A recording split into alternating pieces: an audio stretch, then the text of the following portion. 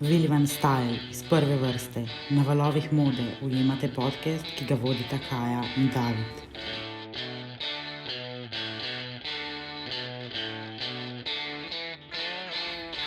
Dobrodošli. V prvi vrsti Vilija.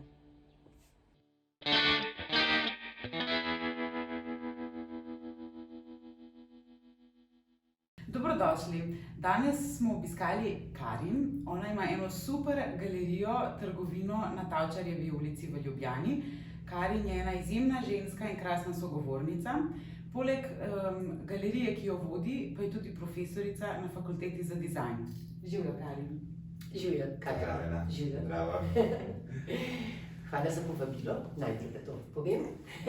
Hvala tebi, ker si se odzvala. Karin, preden se predstaviš, jaz bi kar začel kot oblikovalec, ko si mi pisala nekaj časa nazaj mail, da bi imel svoje stvari tukaj.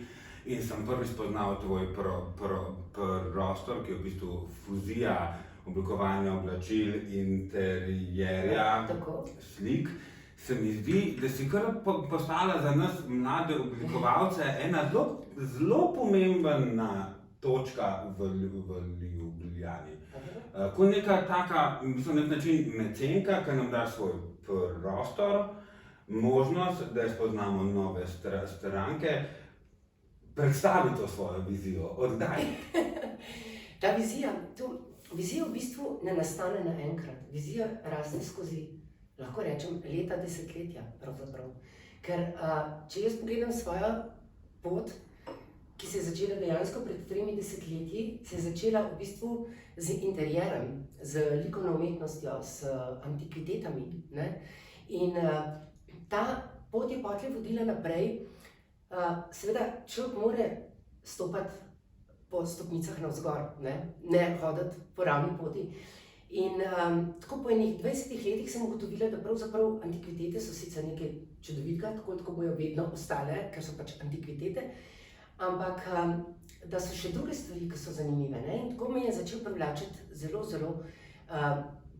čez 20. stoletja, prve polovice, v bistvu modernizem, funkcionalizem, šola Bauhaus, hkrati pa recimo tudi Art Deco, ki sta šla v vzporedni poti. No in tako sem pravzaprav začela potem bolj predstavljati ta čas in istočasno pravzaprav še oblikovati svoje kose pohištva, ki so začeli nastajati spontano iz antikvitetnih recimo kosov časa 20. stoletja ali pa 19. In iz tega naprej je potem prišla pravzaprav še dodatno modna silhueta. Je pa seveda bilo to povezano s fakulteto, ker tam pa učim zgodovino mode in zgodovino interjerja, arhitekture, tako, iz tega razloga. V bistvu ta tvoj prostor tukaj je en tak krasen povzetek celega življenja in mode življenja, cel nek ta, rečva temu, kultura bivanja, je zajeta tukaj noter in tudi ti se mi zdi, da zelo fantastično kuriraš vse te kose.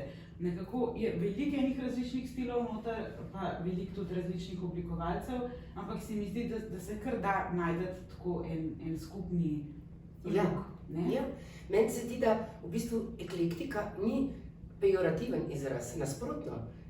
Ravno ta povezava med različnimi slogi, barvami, silhuetami, hkrati pa seveda z raznimi aksesuarji, kosi pohištva, likovno umetnostjo, pa ne glede na to, da lahko vzameš, ne vem, Kamilo Volčanšek, rečemo, ali pa Tuga Šušnika z današnjega časa, ali pa dodaš zraven, tako kot imamo recimo, ne vem, pop art Andyja Warhola. Vse to, če seveda pravilno umestiš, mislim, zdaj, kaj je pravilno?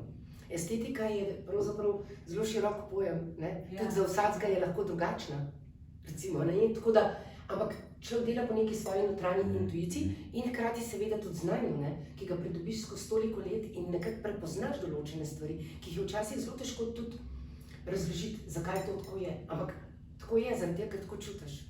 In ta eklektika je v bistvu, a ima kakšno pravilo eklektika? Ne, se ga ne more imeti, to je tako kot entropija. Entropija je merilo za nered.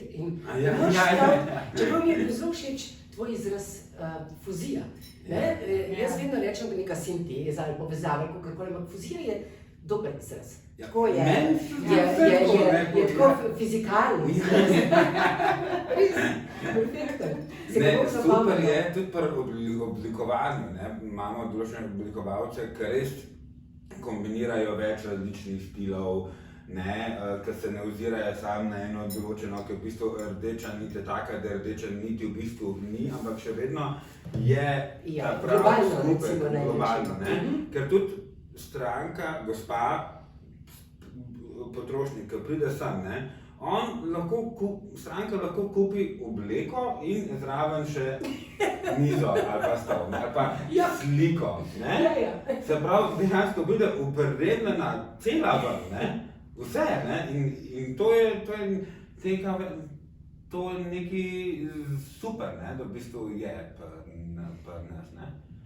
Ja, sej, zato pa te stvari, recimo, zato tudi poimenovanje recimo teh kosov pohištva kot recimo stol Marije Antoanete ali pa Yves Klein stol, ne zato, ker je v tisti Yves Klein barvi in potem seveda so zraven določeni kosi oblačil, recimo, tako kot so zdaj, na primer, v izložbi predstavljeni, ne, Ja. se te barve, teksture, Ki to deseni spremljajo, ne. se med sabo povežejo, ne. Tako. To je to. Ker tu stale čudovita miza, ne, s katero danes pijemo kavo, ne, Ja. je tudi predstavijo. Ja, ta miza, se pravi, nekatere stvari v začetku sem oblikovala pravzaprav iz dejansko antikvitetnih kosov pohištva, potem sem začela delati pa tudi kakšne na novo. Aha, No, ampak tako, redesign. kot redesign, čeprav pravzaprav meni ta izraz ni tako zelo všeč. Je preveč na en način splošen, ker to je, jaz rečem tem kosom, funkcionalne skulpture. Ti postaviš ta kos lahko v prostor, hkrati je funkcija, z njega pijemo kavo, v bistvu je pa likovno delo na en način. Ne? Ja, No in ta miza je pravzaprav v osnovi bila secesijska, torej Art Nouveau. Jaz sem pa jo potem, ker je pač meni Japonska neskončno blizu, estetika in arhitektura in vse, kar je povezano s tem, sem pa potem dodala en tak vzorec japonskega kimona. In sem ga potem gor prerisala, sicer seveda jaz to potem nisem sama izdelala, ne, to rokodelsko ne, ampak vzorec. Ja, in potem sem dodala v bistvu še ta trak s črno pentlo, ker pentla mi je pa tudi zelo ljub element.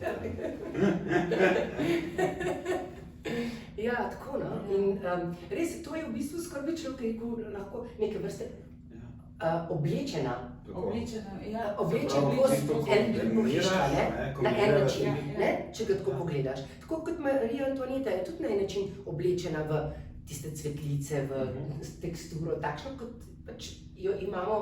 No, vidim sem na nek način tudi tukaj pri tebi kot oblikovalki šlo za neko fuzijo, ne, se pravi secesijski kosa, ne, imaš svoje tele izkušnje, ne, iz antikvitet, ki si ga pa v bistvu preoblekla v tebi ljubo japonsko.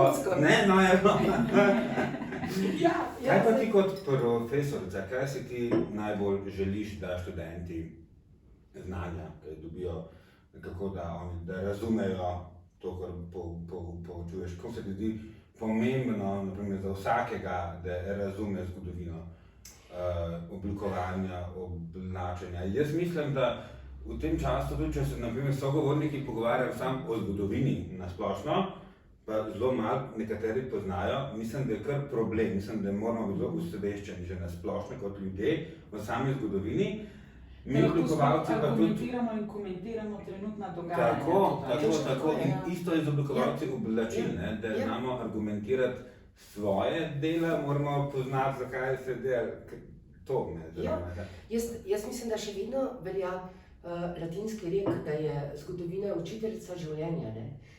In da pravzaprav to tudi, kar vi oblikujete, ne oblikujete z nekim spominom od včeraj, ampak ta spomin včasih mogoče nezavedno arhetipsko prihaja na plan in ne vem, dodajate določene elemente oblačilom, ki so definitivno bili nekoč že moderni. Ne? Ja. In tudi recimo konkretno slučajno, ne, ta moj rokav, to je vse že bilo, ko bi rekla, oblikovano v 18. stoletju, ker 17. 18. stoletje, predvsem 18. sigurno, je pravzaprav stoletje največjega izbruha pravzaprav oblikovanja ali interjera ali kosov oblačil. In vsi te dodatki, ki jih danes gledam, ki se dodajajo malo na temu recimo baroka, rokokoja in tako naprej, ne? To je vse že déjà vu. To je vse déjà vu. Praktično ni nič na novo odkritega, ampak seveda so pa določene povezave, ki jih nekoč ne bi dali skupaj, zaradi tega, ker so veljala zelo stroga pravila, danes pa teh pravil ni več. In to je tisto, ne, kar pušča svobodo. Sej ne. In zdaj to, a ti misliš, da se da sploh še odkriti v oblikovanju kaj, kar sploh nima nobene povezave na preteklost, ali v bistvu kar delamo zdaj, je to, da samo kombiniramo različna obdobja in jih stiliramo skupaj? To je zelo, zelo težko reči, ne, ker včasih si začuden in rečeš, poglej, še so določene stvari, ki so recimo neodkrite. Jaz mislim, da ja, tudi v oblikovanju recimo interjera, kosov, pohištva recimo in v modi. Mislim, da so še vedno določena vrata, ki so odprta in nikoli ne bojo zaprta, ker ne morejo biti zaradi tega, ker smo narejeni tako, da vedno znova želimo nekaj novega, raziskujemo, ne? In potem nekaterim to tudi uspe. Drugi pa seveda so izključno samo posnemovalci. To pač tako je. Ne? Kar se tudi veliko dogaja, je to v bistvu, vse to je tudi skozi zgodovino, ne, če pogledamo, da se eno obdobje navezuje na drugo in dopolnjuje potem naprej, ne. Se pravi, recimo vzamemo za vzgled nekaj, ne vem, iz antike, ne, in se potem to je v nekem obdobju nadgradilo in dopolnilo, ne, v nek popolnoma drug stil sicer. Naprimer empirizem, ne, Napoleonov čas, ne. Empir, pardon, on je iz antike. Ampak vedno so vzroki, zakaj se določen slog pojavi, ker je velikokrat reakcija na predhodna obdobja ali pa na neko politično situacijo ali pa konkretno recimo neoklasicizem, ne? V drugi polovici 18. in potem začetku 19. stoletja so bili odkriti Pompeji, ne, ki jih je zasul Vezuv. In seveda predtem rokoko, ki je bil frivoren, bohoten, okinčan, v bistvu ne, pretirano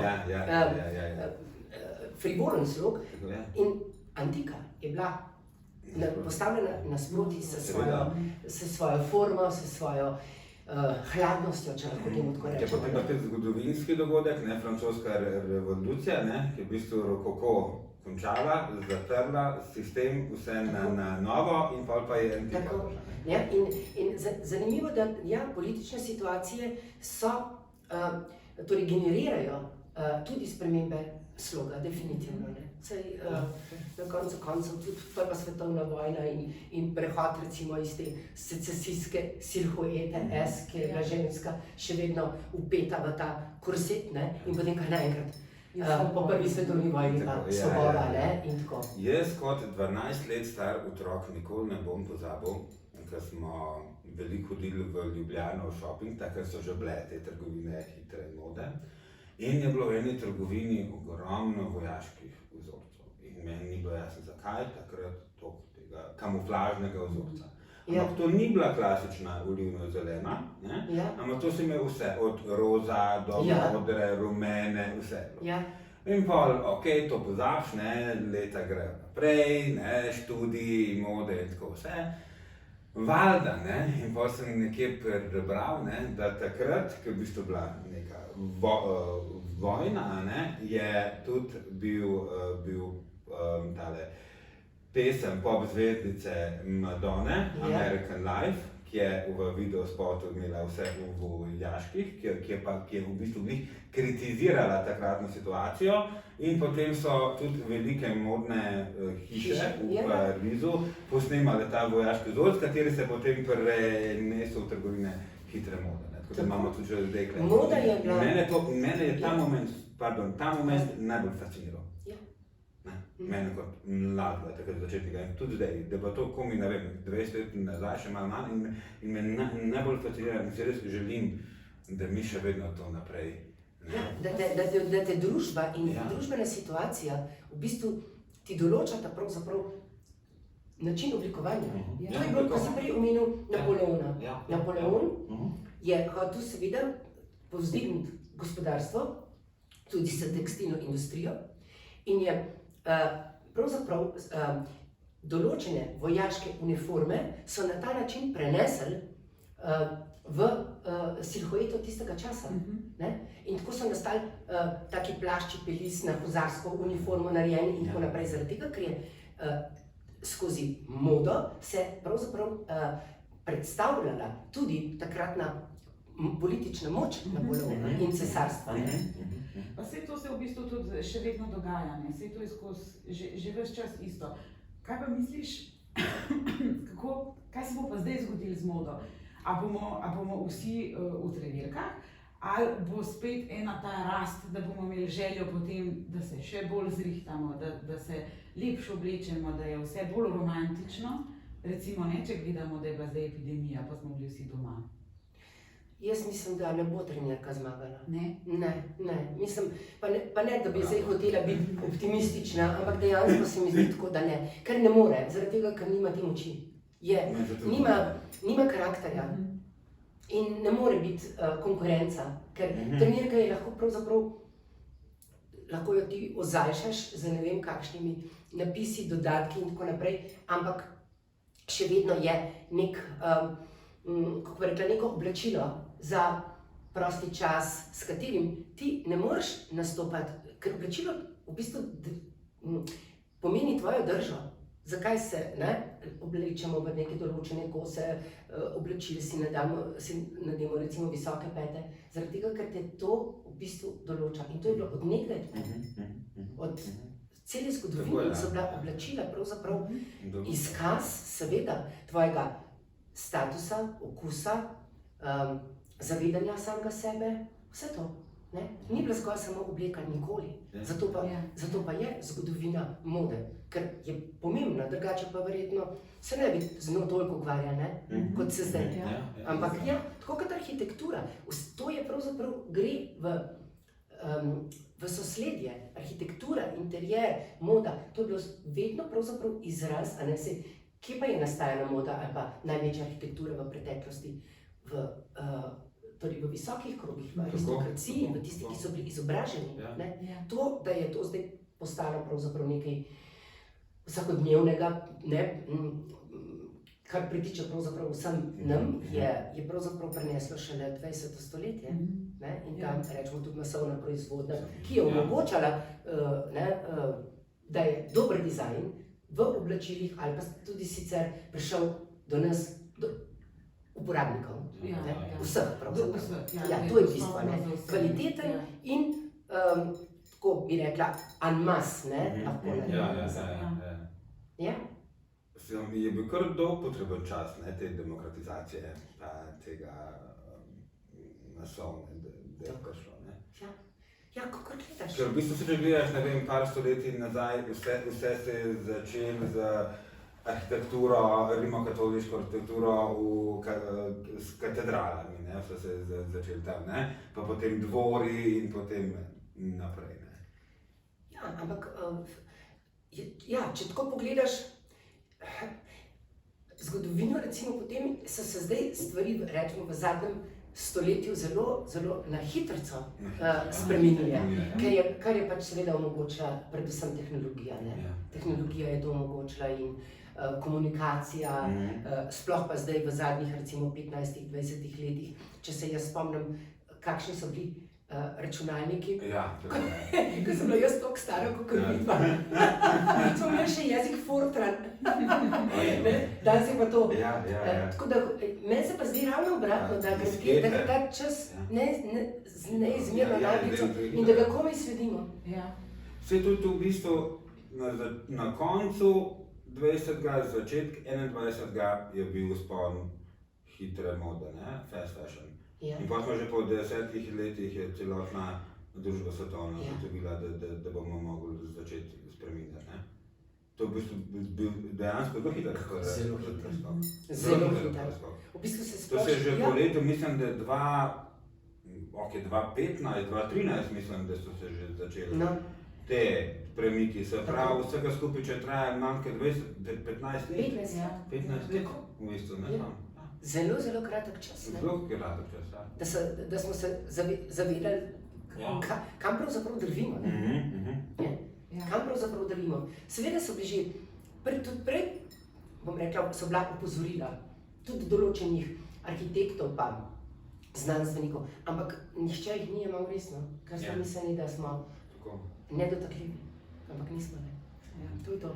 Ampak se mi zdi, da se svet danes hoče malo ustaviti. Jaz sem dobila tak občutek, tudi vidim recimo pri strankah, kako je, da se želijo ustaviti, da so res bolj premišljeni s svojimi nakupi in tako naprej. To se pa tudi jaz strinjam, absolutno se strinjam, ja. Veliko bolj so premišljene, kar me po eni strani seveda zelo veseli, in da cenijo to, da je nekaj narejeno z mogoče je pretiran izraz ljubeznijo, ampak ker te stvari, ki jih imamo mi, ki jih vi delate, to so ročno zašite stvari, ki so izbrani materiali. Zakaj so takšni, zakaj so ekološki, zakaj je to lan, zakaj je to nek ekološki bombaž. To je vse danes premišljeno. 15 let nazaj se o tem pa res skoraj da noben ni spraševal, ne? Tako, ne. A se je? Ne. Jaz se spomnim, poliester je bil recimo v 70-ih, 80-ih letih material, ki se je redno recimo pojavljal na tržišču. Dobro, tudi tam so ti materiali že, kako bi rekla, na en način mogoče predelani, ampak kljub samo so še vedno to umetne molekule, oziroma te polimere in tako, Tako da ja, zanimivo, res. No, Karin, klele me kar vleče na to tvojo mizico, pa bomo zdaj malo imeli tale moment refleksije iz galerije. Karin A. Košak, prosim, razstavljena. A kaj ta knjižica? To so moji zapisi, črtice, ki sem jih pred 20 leti, pravzaprav 15-20 leti, približno 3 leta in pol, 4 leta, vsak torek pisala za prilogo Ona. Takrat je imela priloga Ona eno stran art. In ko je pravzaprav priloga Ona prvič izšla, ali pa med prvimi izvodi, so mene povabili, če bi jaz zapisala kakšno črtico. In tako so začele nastajati zapisi predmetov, pa ne bo to recimo, ne vem, likovno delo ali pa bidermajerski kozarec ali pa recimo, ne vem, nek element pohištva, karkoli, ki sem jih imela v galeriji. In na ta predmet sem potem zapisala neko dano, bom rekla, ozadje, ali je to likovno, zgodovinsko ali kakršnokoli, potem pa seveda še nek svoj lasten fantazijski zapis. Ja, in tako so nastale te črtice, ki so v bistvu tako, jaz sem jim od zadaj, na zadnji strani sem zapisala, da so to ubesedeni haikuji, malo razširjeni haiku, Ja, super. Ampak pripravljaš pa tudi eno knjigo, če se ne motim. Ja, tiste pa, kako bi rekla, nasprotje temu, je pa pravzaprav strokovna knjiga, ki bo po vsej verjetnosti naslov Zeitgeist, duh časa, in bo zajela čas od starega Egipta, Mezopotamije, pa do recimo današnjega časa. In bo šlo za fuzijo, oziroma že gre, ker sem nekje že na polovici, ravno pri Empiru sem za fuzijo,